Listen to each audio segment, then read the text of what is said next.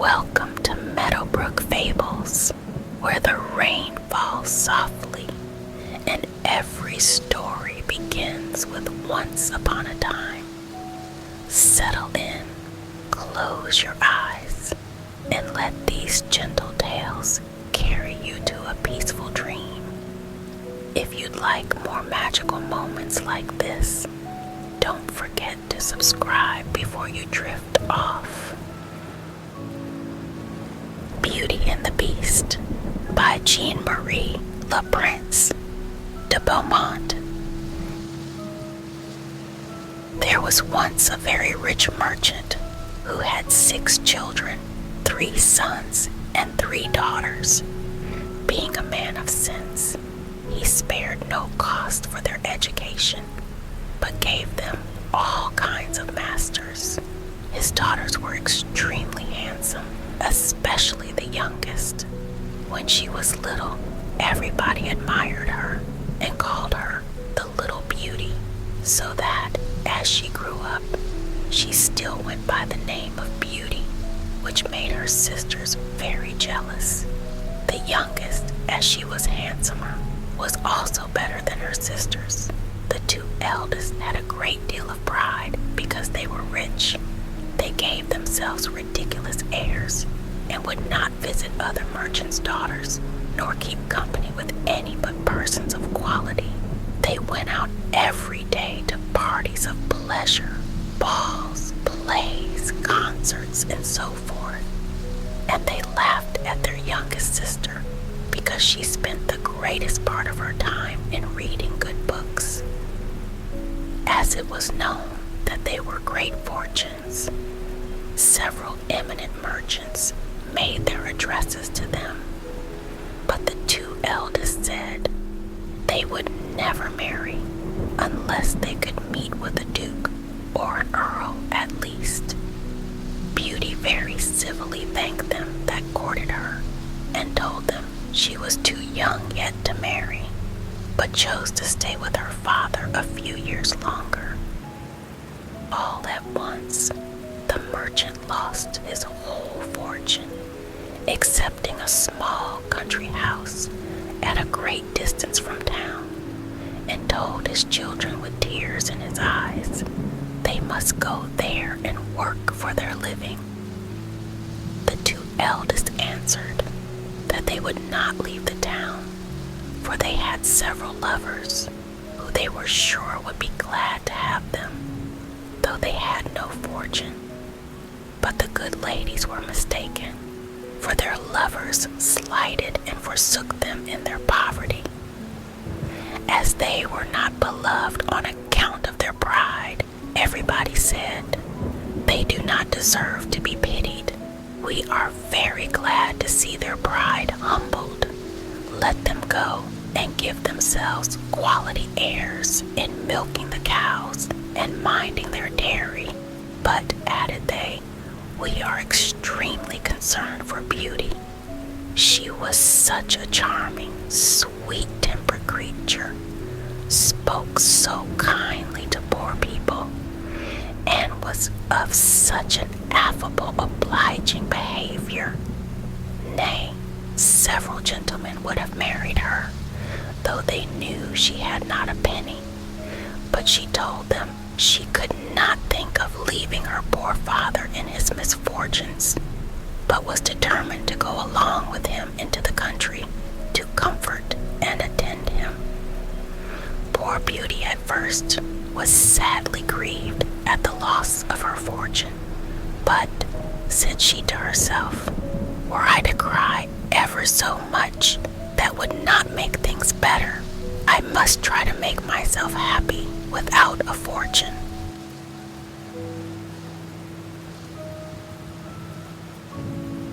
When they came to their country house, the merchant and his 3 sons applied themselves to husbandry and tillage, and Beauty rose at 4 in the morning and made haste to have the house clean and dinner ready for the family. In the beginning, she found it very difficult, for she had not been used to work as a servant, but in less than 2 months, she grew stronger and healthier than after she had done her work, she read, played on the harpsichord, or else sung whilst she spun. On the contrary, her two sisters did not know how to spend their time. They got up at 10 and did nothing but saunter about the whole day, lamenting the loss of their fine clothes and acquaintance. "Do but see our youngest sister," said they one to the other. "What a poor, stupid, mean-spirited creature she is, to be contented with such an unhappy, dismal situation." The good merchant was of quite a different opinion. He knew very well that Beauty outshone her sisters, in her person as well as her mind, and admired her humility and industry, but above all, her humility and patience. For her sisters not only left her all the work of the house to do, but insulted her every moment.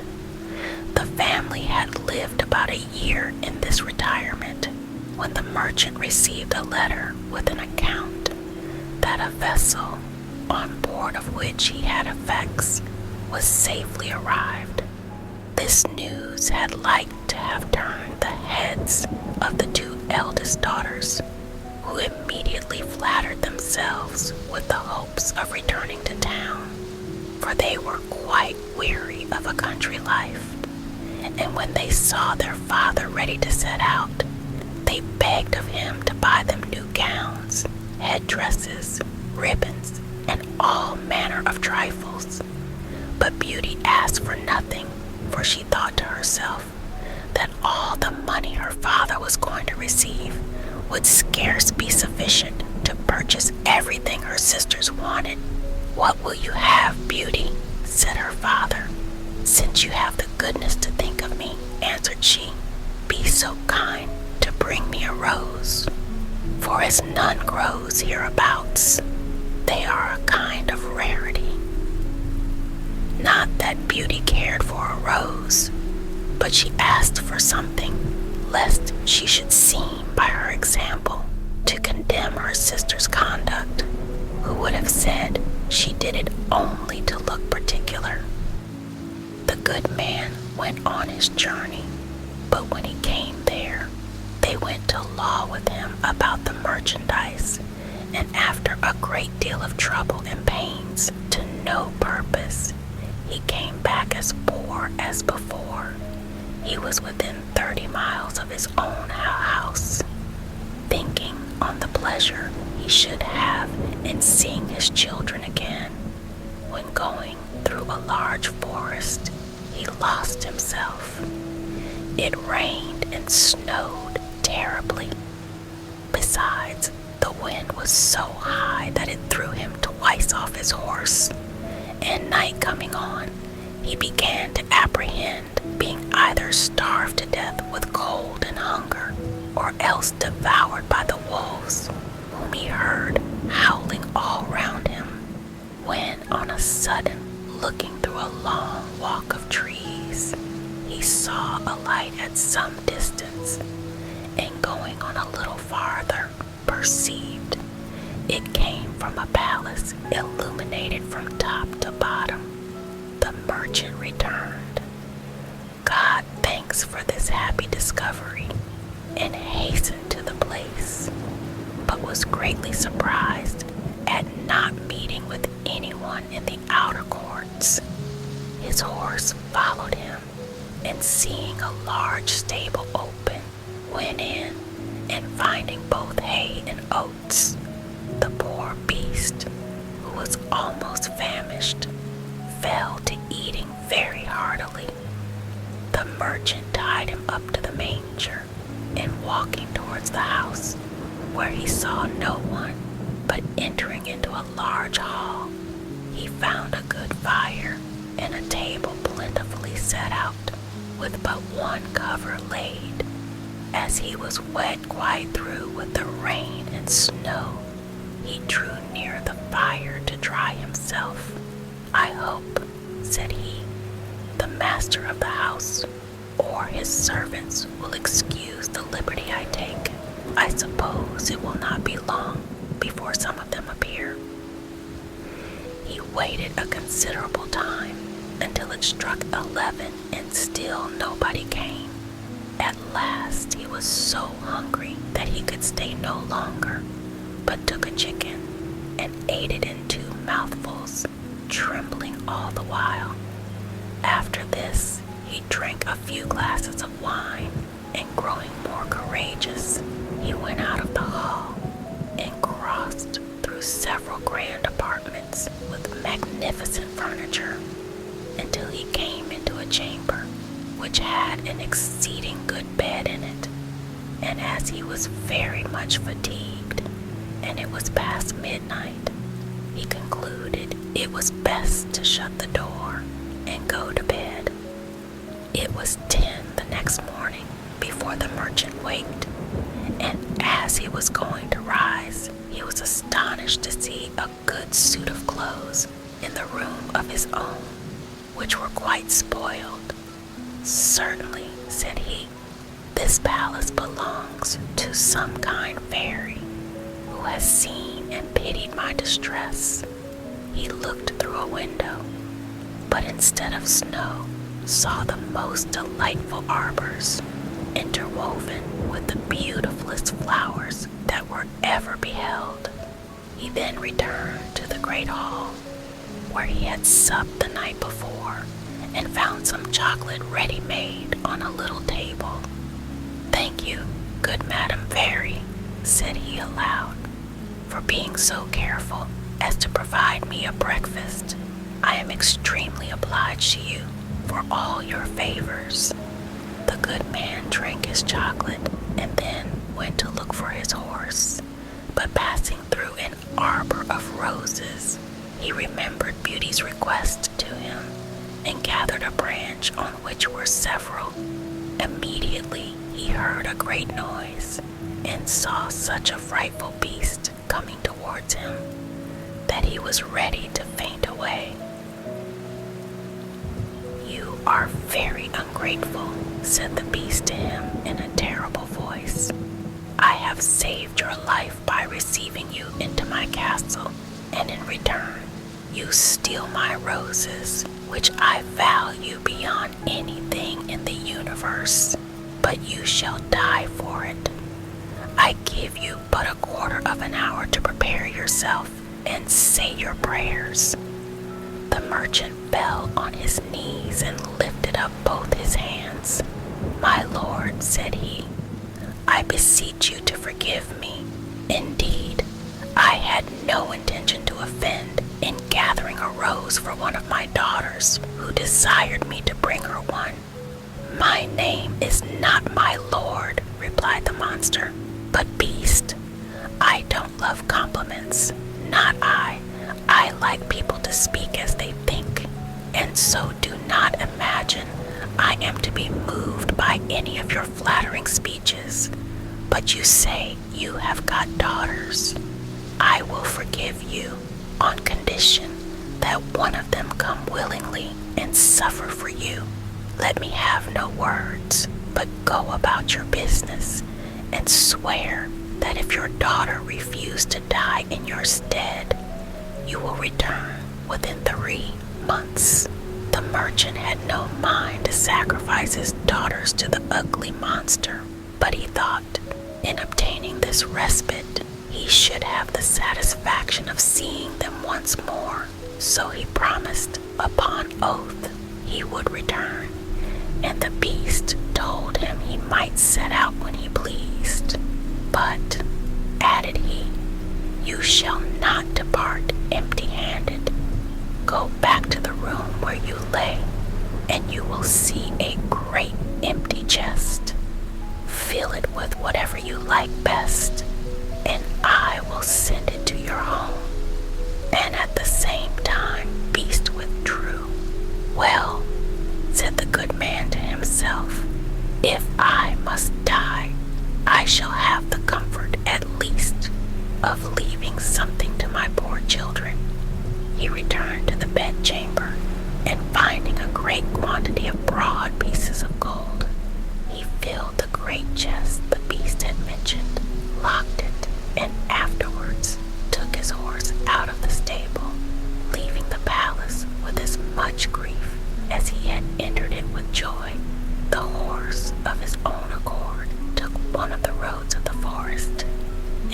few hours, the good man was at home.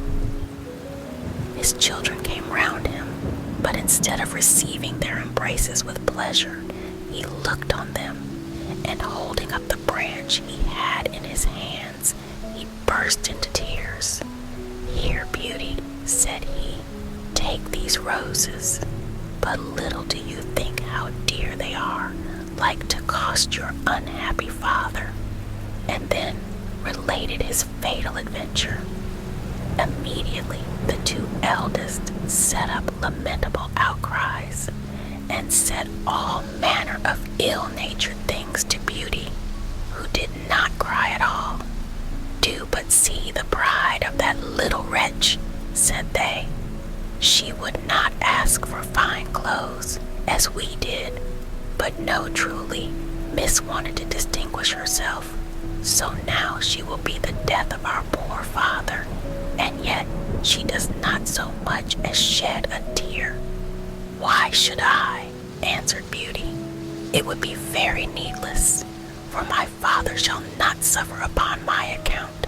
Since the monster will accept of one of his daughters, I will deliver myself up to all his fury, and I am very happy in thinking that my death will save my father's life, and be a proof of my tender love for him."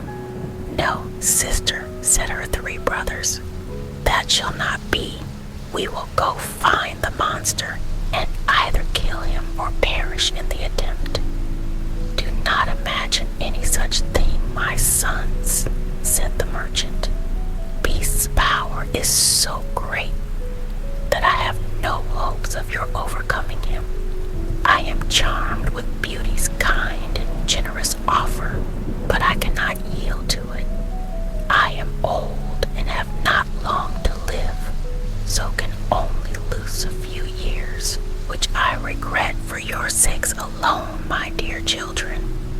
"Indeed, father," said Beauty, "you shall not go to the palace without me. You cannot hinder me from following you." It was to no purpose all they could say. Beauty still insisted on setting out for the fine palace, and her sisters were delighted at it, for her virtue and amiable qualities made them envious and jealous.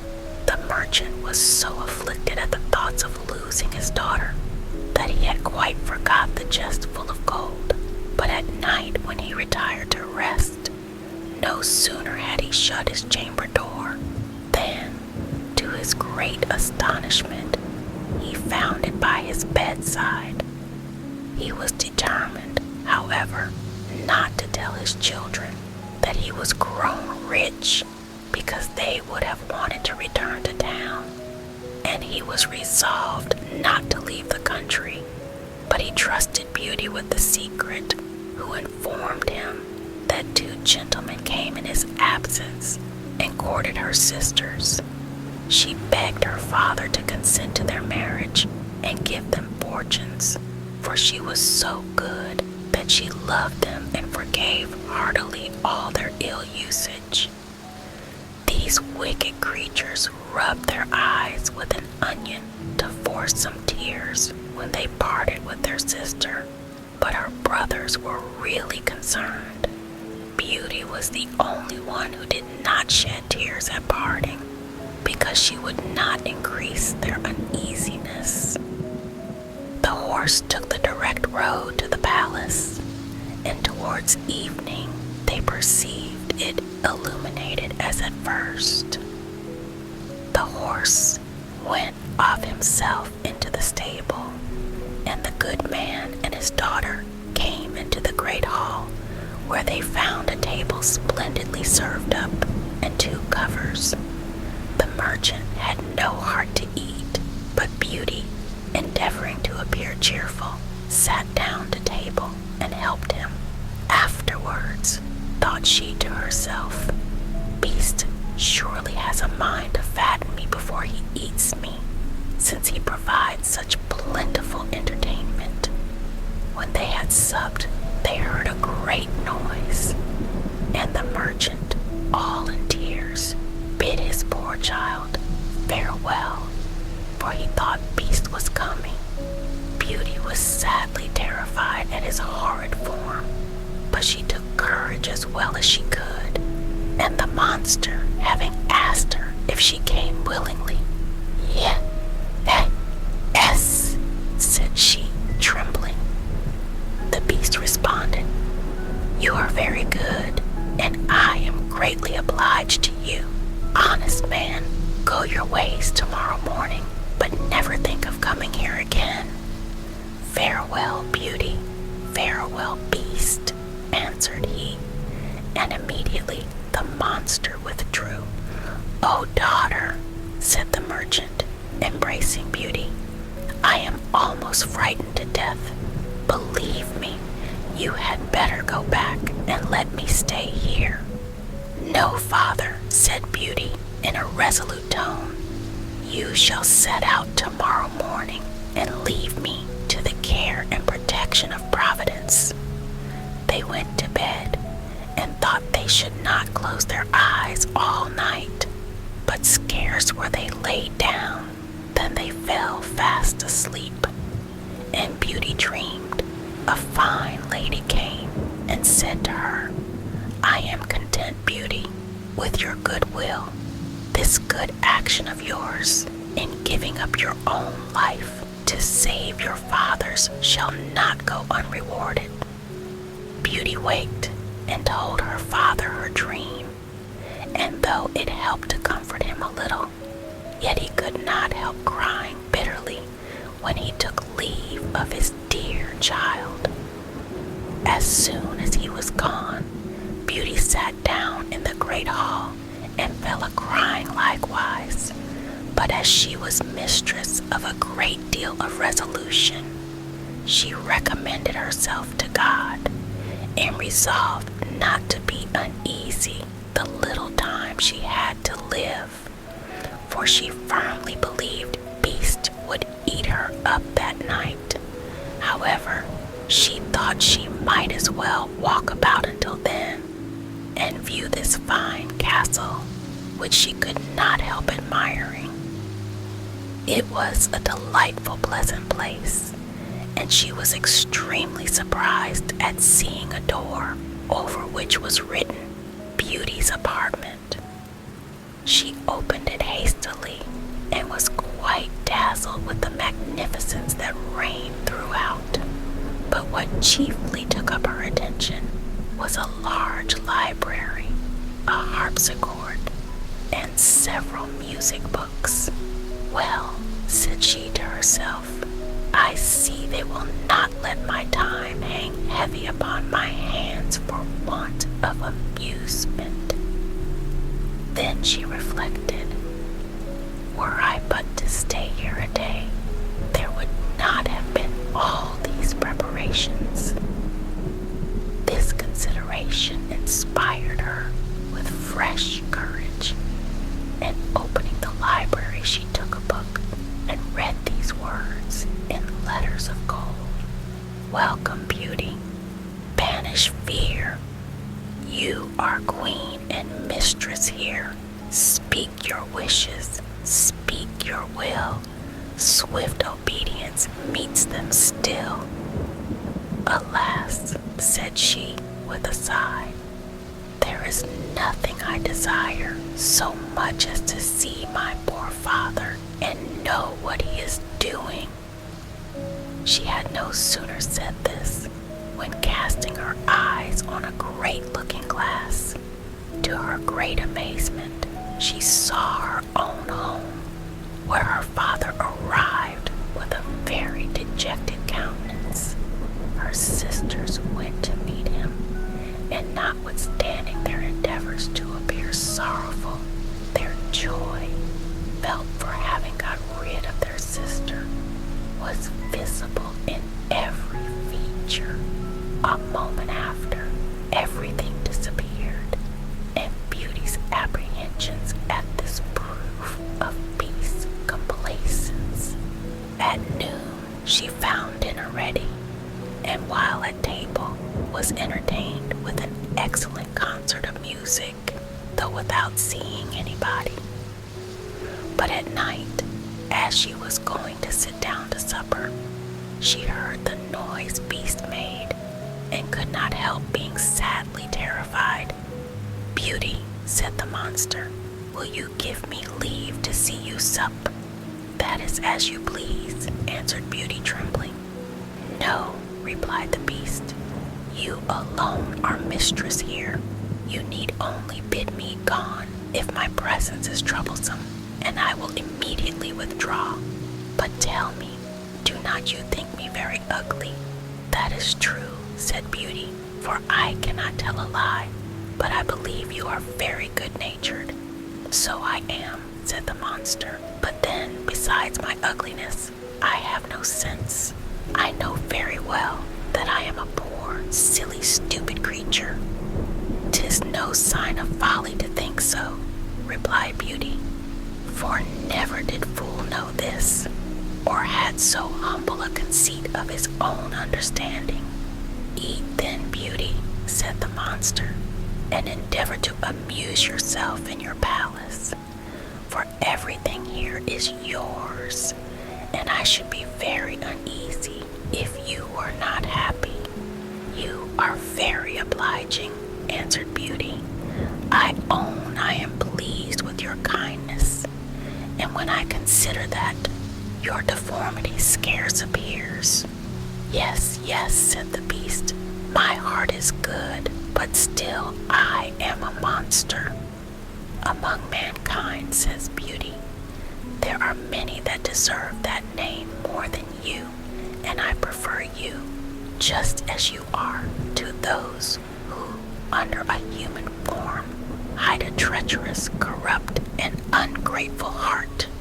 "If I had sense enough," replied the Beast, "I would make a fine compliment to thank you, but I am so dull that I can only say I am greatly obliged to you." Beauty ate a hearty supper and had almost conquered her dread of the monster, but she had like to have fainted away when he said to her, "Beauty, will you be my wife?" She was some time before she dared answer, for she was afraid of making him angry if she refused. At last, however, she said, trembling, "No, Beast." Immediately, the poor monster went to sigh and hissed so frightfully that the whole palace echoed. But Beauty soon recovered her fright, for Beast, having said in a mournful voice, "Then farewell, Beauty," left the room, and only turned back now and then to look at her as he went out. When Beauty was alone, she felt a great deal of compassion for poor Beast. "Alas," said she, "'tis thousand pities. Anything so good-natured should be so ugly." Beauty spent 3 months very contentedly in the palace. Every evening, Beast paid her a visit and talked to her during supper very rationally, with plain good common sense, but never with what the world calls wit. And Beauty daily discovered some valuable qualifications in the monster, and seeing him often had so accustomed her to his deformity that, far from dreading the time of his visit, she would often look on her watch to see when it would be 9, for the Beast never missed coming at that hour. There was but one thing that gave Beauty any concern, which was that every night before she went to bed, the monster always asked her if she would be his wife. One day she said to him, "Beast, you make me very uneasy. I wish I could consent to marry you, but I am too sincere to make you believe that will ever happen. I shall always esteem you as a friend. Endeavor to be satisfied with this." "I must," said the Beast, "for alas, I know too well my own misfortune, but then I love you with the tenderest affection. However, I ought to think myself happy that you will stay here. Promise me never to leave me." Beauty blushed at these words.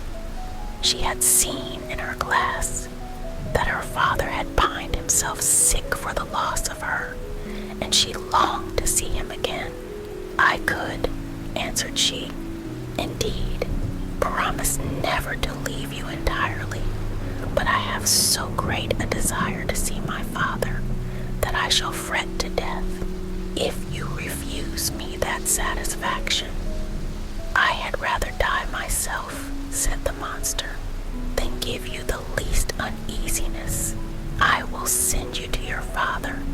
You shall remain with him, and poor beast will die with grief." "No," said Beauty, weeping, "I love you too well to be the cause of your death. I give you my promise to return in a week. You have shown me that my sisters are married and my brother's gone to the army. Only let me stay a week with my father, as he is alone." "You shall be there tomorrow morning," said the beast, "but remember your promise. You need only lay your ring on a table before you go to bed, when you have a mind to come back. Farewell, Beauty." Beast sighed, as usual, bidding her good night, and Beauty went to bed very sad at seeing him so afflicted. When she waked the next morning, she found herself at her father's, and having rung a little bell that was by her bedside, she saw the maid come, who, the moment she saw her, gave a loud shriek, at which the good man ran upstairs, and thought he should have died with joy to see his dear daughter again. He held her fast, locked in his arms, above a quarter of an hour. As soon as the first transports were over, Beauty began to think of rising, and was afraid she had no clothes to put on. But the maid told her that she had just found in the next room a large trunk full of gowns, covered with gold and diamonds. Beauty thanked Good Beast for his kind care, and taking one of the plainest of them, she intended to make a present of the others to her sisters. She scarce had said so when the trunk disappeared. Her father told her that Beast insisted on her keeping them herself, and immediately both gowns and trunk came back again. Beauty dressed herself, and in the meantime they sent to her sisters, who hastened thither with their husbands. They were both of them very unhappy. The eldest had married a gentleman, extremely handsome indeed, but so fond of his own person that he was full of nothing but his own dear self, and neglected his wife. The second had married a man of wit, but he only made use of it to plague and torment everybody, and his wife most of all. Beauty's sisters sickened with envy when they saw her dressed like a princess, and more beautiful than ever, nor could all her obliging, affectionate behavior stifle their jealousy, which was ready to burst when she told them how happy she was. They went down into the garden to vent it in tears, and said one to the other, "In what way is this little creature better than us, that she should be so much happier?" "Sister," said the oldest, "a thought just strikes my mind. Let us endeavor to detain her above a week, and perhaps the silly monster will be so enraged at her for breaking her word that he will devour her." "Right, sister," answered the other. "Therefore we must show her as much kindness as possible." After they had taken this resolution, they went up, and behaved so affectionately to their sister that poor Beauty wept for joy. When the week was expired, They cried and tore their hair and seemed so sorry to part with her that she promised to stay a week longer. In the meantime, Beauty could not help reflecting on herself for the uneasiness she was likely to cause poor Beast, whom she sincerely loved and really longed to see again. The 10th night she spent at her father's, she dreamed she was in the palace garden and that she saw Beast extended on the grass plat, who seemed just expiring and, in a dying voice, reproached her with her ingratitude. Beauty started out of her sleep and bursting into tears. "Am I not very wicked," said she, "to act so unkindly to Beast, that has studied so much to please me in everything? Is it his fault if he is so ugly and has so little sense? He is kind and good, and that is sufficient. Why did I refuse to marry him? I should be happier with the monster than my sisters are with their husbands. It is neither wit nor a fine person in a husband that makes a woman happy, but virtue, sweetness of temper, and complacence. And Beast has all these valuable qualifications. It is true, I do not feel the tenderness of affection for him, but I find I have the highest gratitude, esteem, and friendship. I will not make him miserable. Were I to be so ungrateful, I should never forgive myself."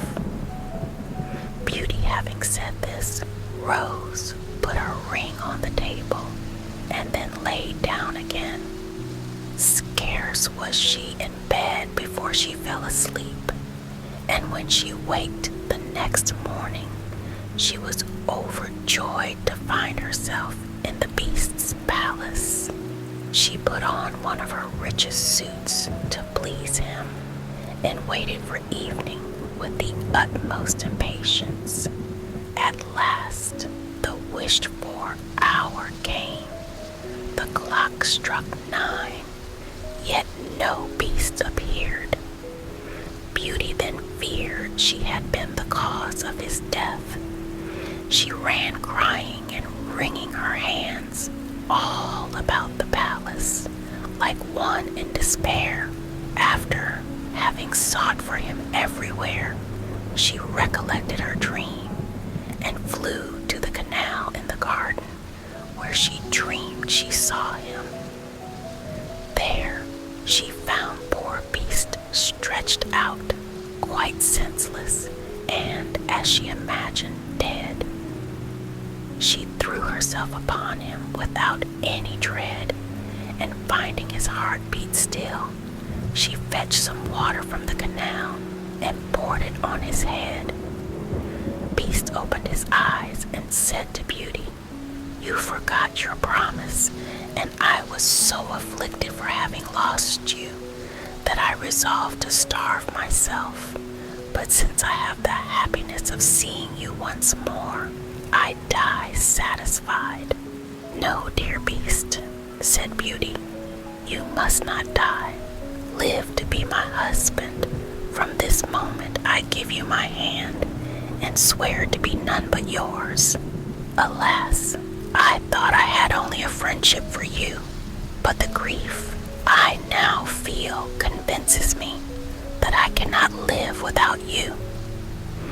Beauty scarce had pronounced these words when she saw the palace sparkle with light and fireworks, instruments of music. Everything seemed to give notice of some great event, but nothing could fix her attention. She turned to her dear Beast, for whom she trembled with fear, but how great was her surprise!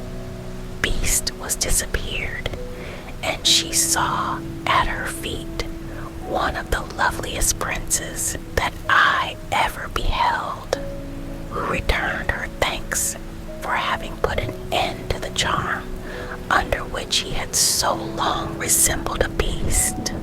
Though this prince was worthy of all her attention, she could not forbear asking where Beast was. "You see him at your feet," said the prince. "A wicked fairy had condemned me to remain under that shape until a beautiful virgin should consent to marry me. The fairy likewise enjoined me to conceal my understanding. There was only you in the world generous enough to be won by the goodness of my temper, and in offering you my crown, I can discharge the obligations I have to you."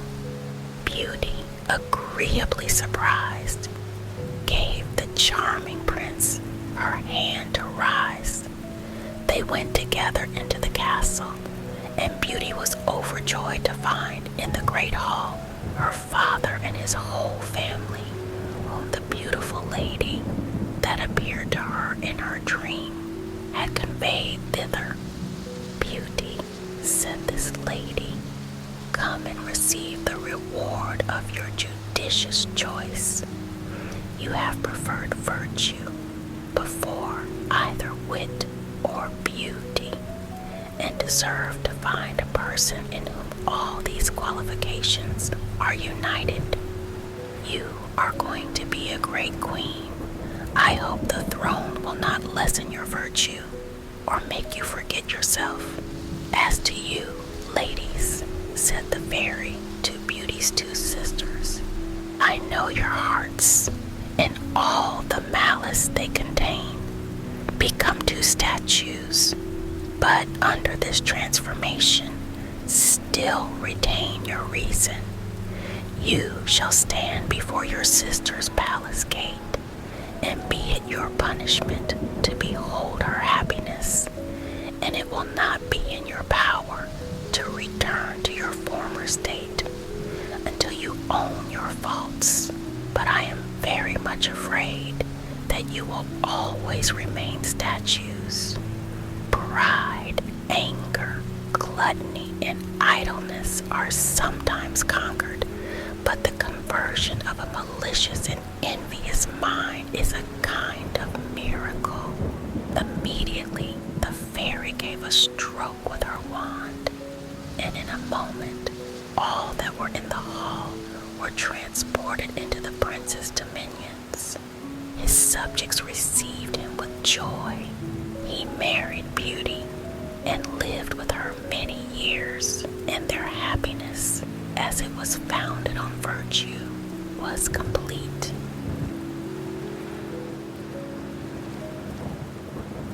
Thank you for joining me beneath the rain. If this story brought you peace, tap the like button or leave a quiet little comment, and subscribe to Meadowbrook Fables for more rainy tales to dream by. Until next time, sleep well.